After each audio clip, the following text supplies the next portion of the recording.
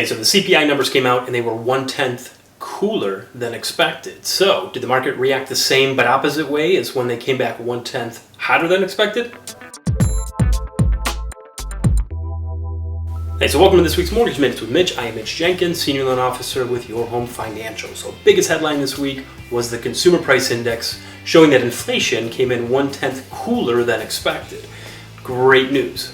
Now, as you can see by the chart, though, the reaction wasn't as strong as last month's reaction the opposite way when inflation came back 1/10 hotter than expected.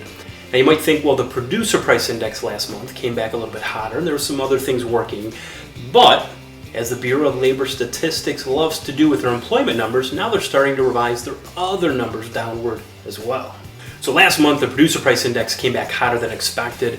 When you think about it, if the producers are paying more, ultimately the consumers will eventually pay more as well. So what they did this month was revise the Producer Price Index numbers downward, not just by 1/10, but by 3/10. So that's huge. Now, last month they showed a positive 0.2. They're actually negative 0.1. So inflation actually cooled for the producers.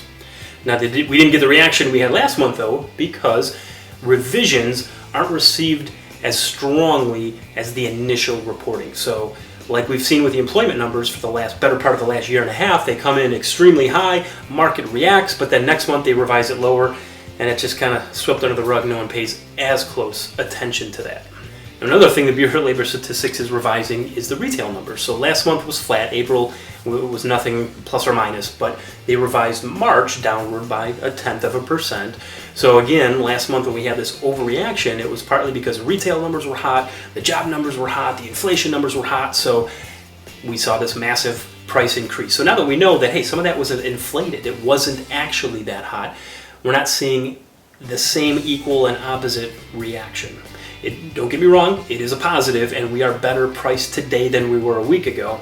And we had some other good things happen too. The Dow hit 40,000 for the first time. The S&P 500, NASDAQ also set records briefly, but set new records this week. And overall, the market looks like, hey, you know what? We might actually see that rate drop this year after all. So we'll see. Obviously, I'll keep you up to date, but that's the latest. So as it stands, if you have any questions, we'll love the opportunity to work with you. As always, thank you for watching, and we'll see you next week.